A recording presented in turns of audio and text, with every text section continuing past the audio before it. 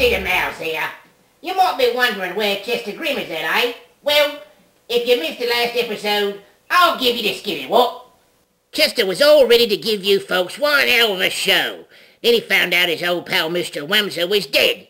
Now, you might be saying, wait up a tick, Nibsy. Whamser was a zombie, so he was already dead, oi? True enough, but the mouldy old bleeder finally went and decomposed to the point of no return. Grimm started showing a wretched film, This Is Hormel, about the dismemberment of farm animals. Then I showed up and offered my help in bringing Wormsy back to life, since I'm something of an expert on the subject. So, Chester and that potato-headed sidekick of his took to the city morgue in an effort to retrieve the corpse of the corpse.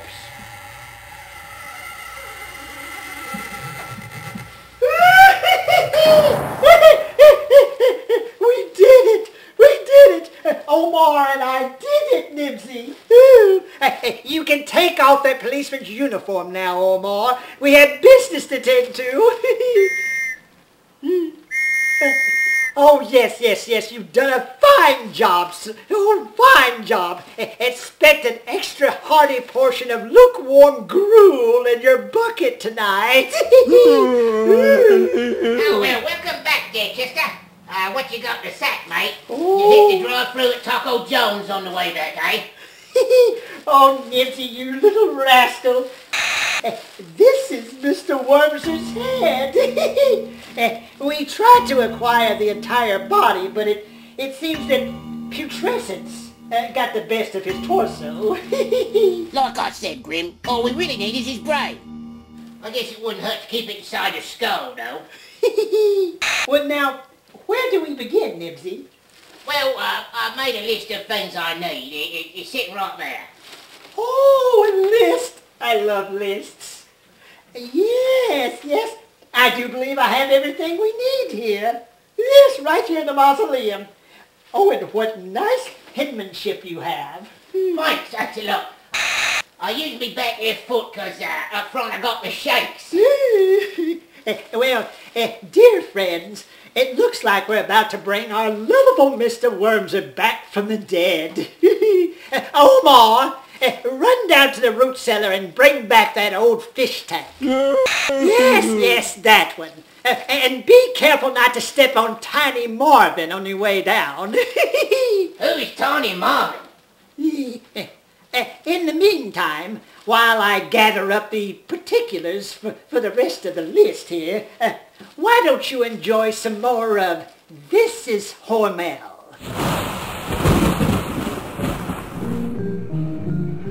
Another phase of the disassembly process is the separation of the shoulder and front feet from the carcass. Hormel pig's feet are delicacy items. The front feet from all the pigs Hormel buys are used in the manufacture of this product. Pickled pig's feet are very tasty and attractively packaged too.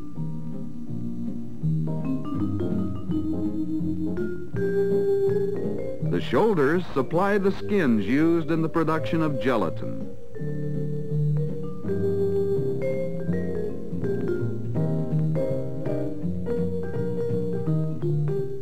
The skins are fed into a grinder and are shown emerging here. A series of cooking, filtering, and chilling operations occur before the gelatin is extruded onto a conveyor belt in this spaghetti-like form.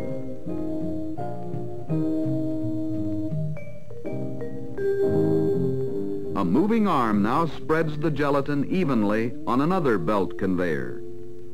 This mattress of gelatin will travel through 2 dryers. The dried gelatin is now broken down into small particles and conveyed by auger to a grinder for final granulation. The finished product is weighed and packaged in bulk containers. Many hours are spent in research laboratories at Hormel in an effort to discover new food formulas. Gelatin is one of the many Hormel products that has been constantly researched and tested. Hormel gelatin is sold to candy and other food manufacturers for, among other things, colorful and wholesome desserts.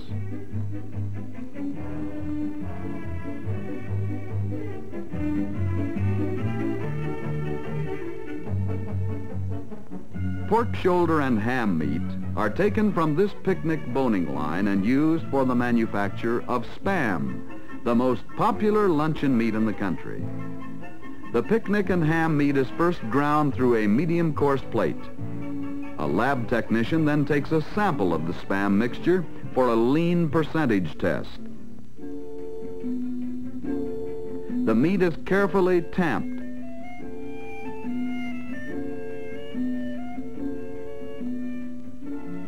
and the canister is sealed.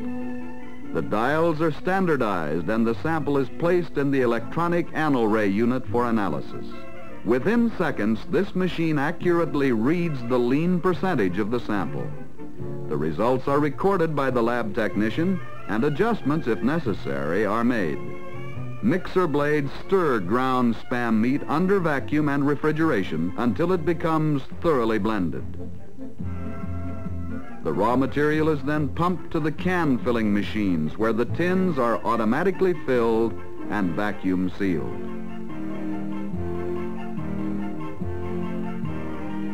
The cans are then fed to the massive 65-foot hydrostatic cooking tower.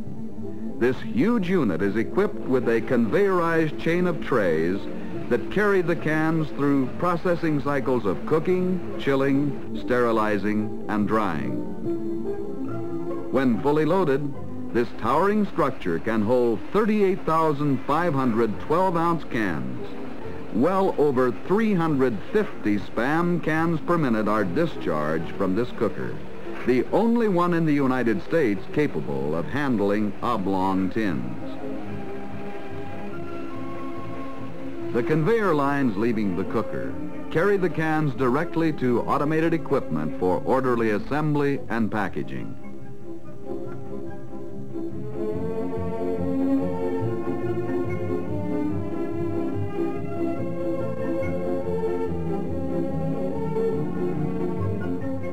The formation and packing of Spam boxes is an impressive sight in itself. The box is first formed, the bottom is closed, and the empty carton is positioned for filling. The case is sealed and the product moves by elevator to the storage cooler. Another area of the Hormel plant to be visited. The Rugg family is directed to beef operations. A modern on-the-rail dressing system moves the cattle to the mechanical skinner.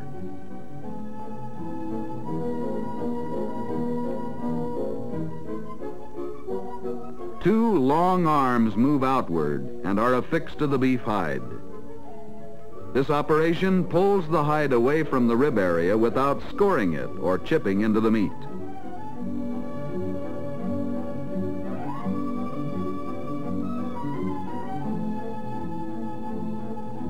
The remainder of the hide removal process is accomplished with a motorized chain that is fastened to the hide and which pulls the hide from the animal in a clean and efficient manner. The hides are then dropped to the hide cellar. At the fleshing machine, all residue of fat and impurities are removed. Next, the hides are stretched out on a table for final trimming. Salt, a valued preservative, is then added to make certain that the hides can be shipped to distant tanneries without spoilage. The hides are folded, tied, and are now ready for shipment. Hudson Frosted on the really right, blah, blah, blah. Oh, you're back. Wonderful. It seems that Nibsy is almost completed with his construction. In the meantime, why don't we take a short time out? See you on the other side.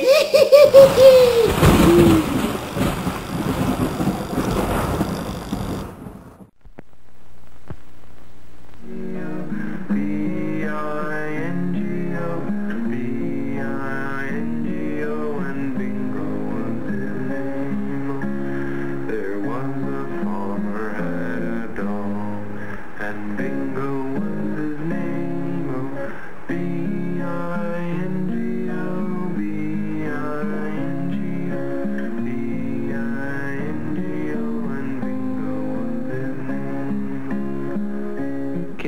impressionable.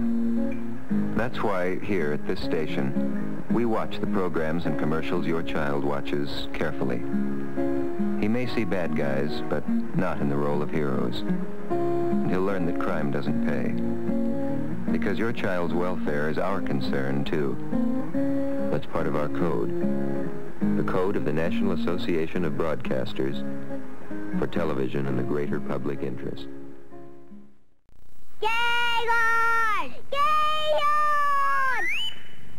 Gaylord, you look kinda crazy, you move kinda lazy, see what he'll do. Gaylord, when you pull his leash, he'll walkity walk with you. Gaylord the pup is full of tricks. Watch. Back up, Gaylord.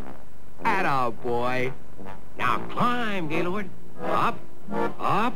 Now fetch your bone. Got it. Good boy, Gaylord.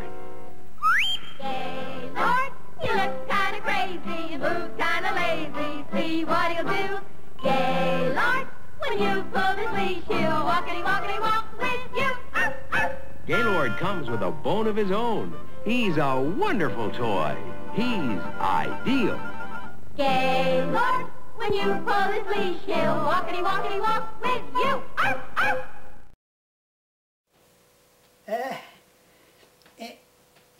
Is that it?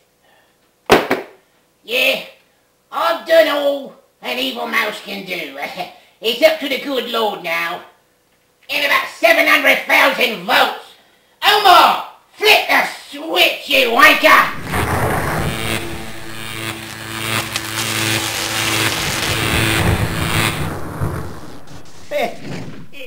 Nothing happened.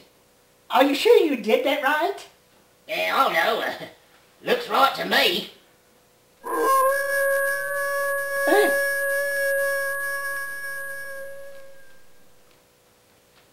Well, it was a valiant effort, my friend. Bugger all. Brain must have been too decayed.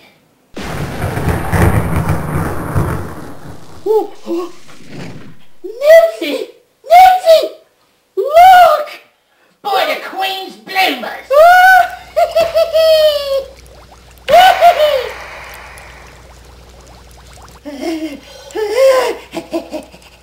It's alive! Alive, I tell you!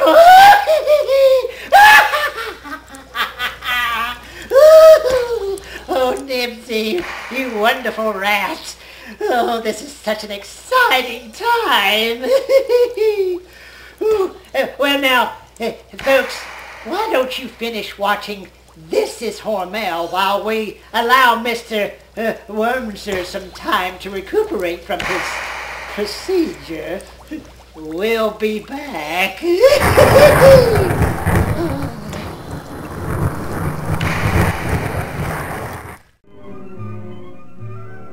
Thousands of pounds of wieners are produced daily at Hormel. Boneless beef and pork are the selected meats used in the manufacture of Hormel wieners. All raw materials are kept under constant cold temperatures. The meat is dumped into this huge grinder, which is capable of handling loads up to 1,000 pounds. Freshly ground meat arrives from the grinder. The operator handles the grinding, scaling, and conveying of meat to the blender.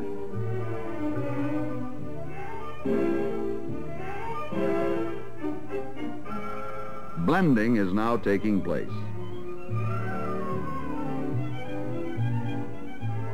The Hormel batch master at the electronic control panel sets the standard formula on the dials. The feed augers are activated, and the exact amounts of meat needed to make the prescribed batch are now brought together. Meat ingredients are weighed on this scale belt en route to...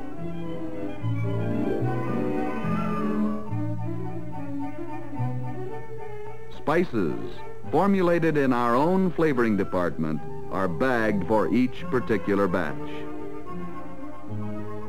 The blended ingredients are now vacuum mixed. It is next transported to the emulsifier hopper.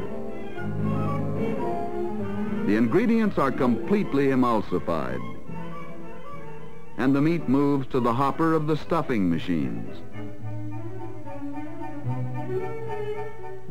These ingenious machines automatically stuff and link the 84-foot strands of wieners. Artificial casings give them shape and form. Transferred to a conveyorized chain, the wieners pass through a spray wash and pre-tempering room, travel through 2 smokehouse units, a steam cooking and water shower, and then undergo a blast chill where the temperature is reduced to lock in all the juices and flavor. The wieners are now lifted from the chain and placed on supply tables for the stripping machine operators. This is where the artificial casings are removed. Skinless Hormel wieners leave the stripping machines and fall onto a conveyor belt system. The wieners are next discharged onto a much wider conveyor belt for even distribution to 4 high-speed takeaway belts.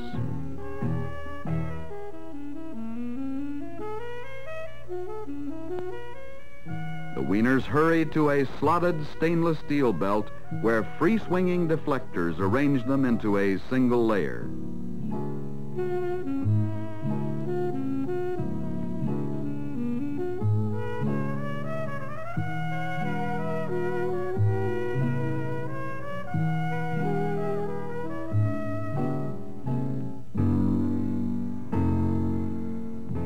Girls wearing plastic gloves do some manual alignment. The Hormel wieners are vacuum packaged and then move over an electronic checkweigher which rejects all underweight packages. Test servings of many new and well-established Hormel products are set up to check texture, flavor, tenderness, and color. Among the many considerations when marketing a product is, will people like it? Taste panels are effective in controlling quality and determining whether new products will meet consumer acceptance. The wieners are packed in cartons, placed on a conveyor, and headed for the loading dock.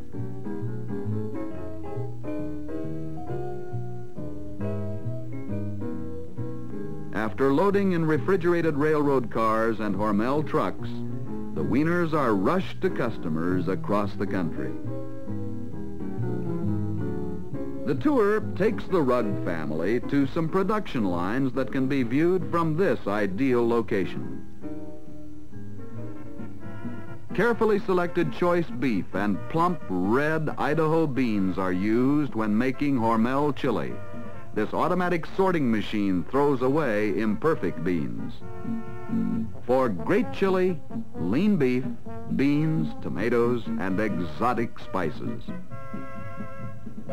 The rich blend of ingredients are placed in the containers. They are then sealed and slowly cooked, bringing out the real chili flavor. Hormel chili, piping hot and ready to eat. Good. Just imagine the zesty aroma and tangy taste in this bowl. These eye-appealing products are manufactured. Convenience and quality have helped build the American consumer's acceptance of these various Hormel products.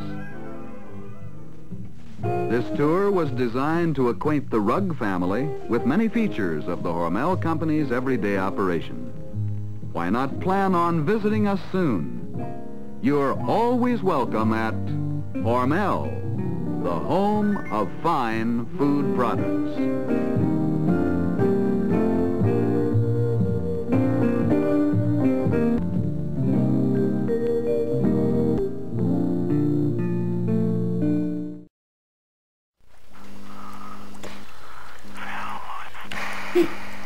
Do you hear that?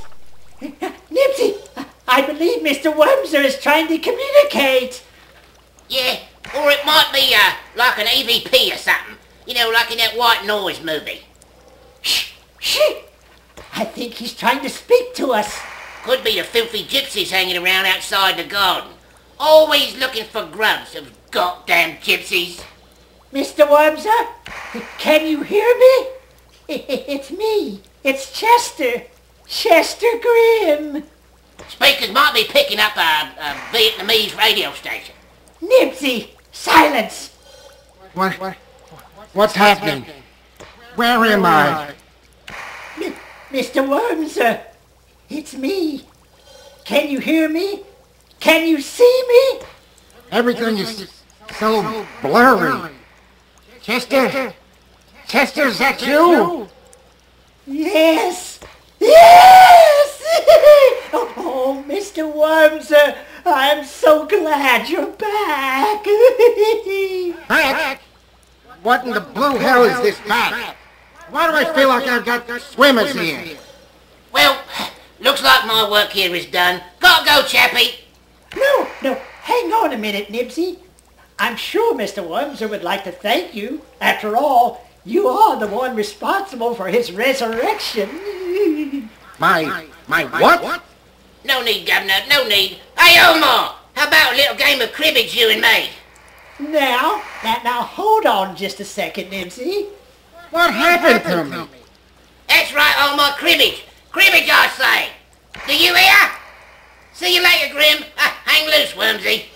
Talk to me, Grim. What's going on? Why does everything feel so wet and murky? Did I piss myself again in my latex catsuit? Oh, heavens to Betsy! Your mind is a total blank, isn't it, Mr. Wormser?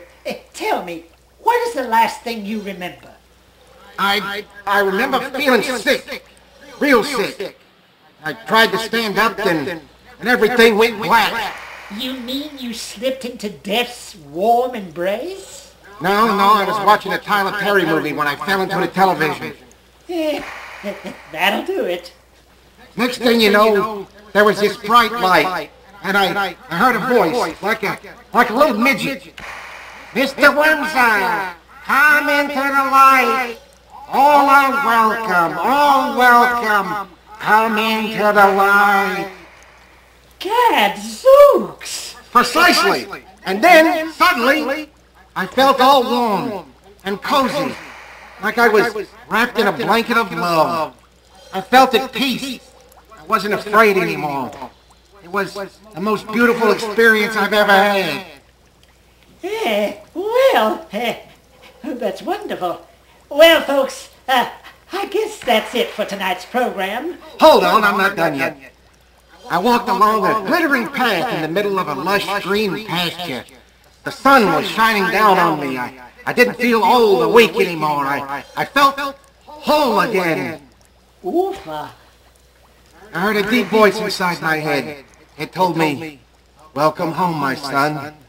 And I felt a comforting hand touch me on my shoulder.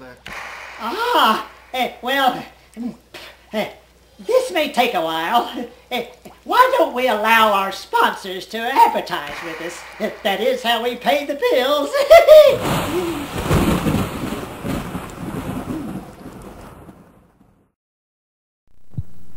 Birth defects strike over 250,000 infants a year in this country alone. What can we do about it? Plenty.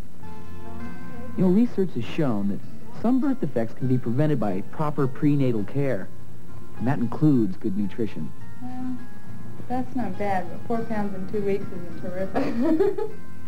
I'm Mark Hamill, asking you to protect the unborn and the newborn.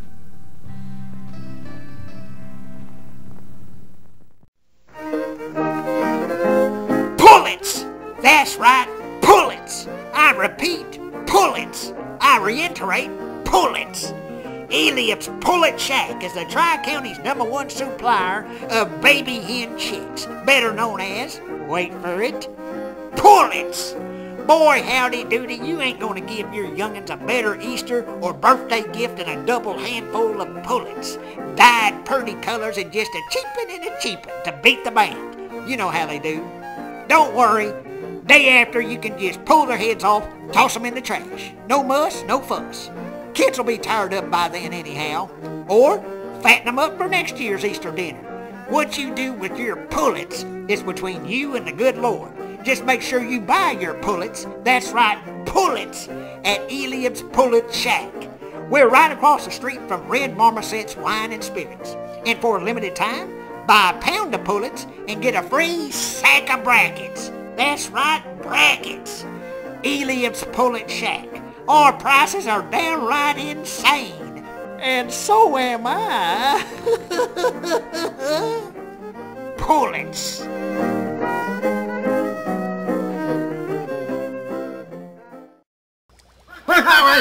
And you wouldn't believe it. Then, all of a sudden, there was a sharp, stabbing pain in my back, like two cold metal hooks piercing my flesh.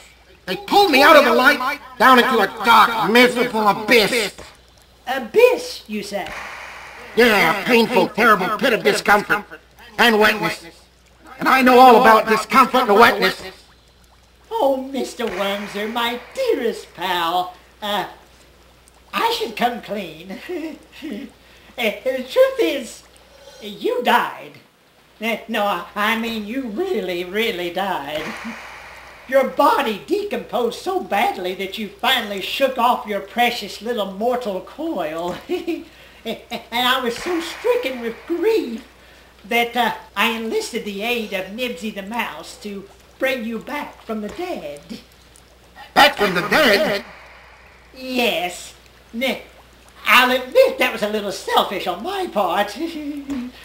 But you must admit it was a rousing success. Say, Grim, why is it I can't stand up? And why do you look so damn colorful? Perhaps I can make things a little clearer for you.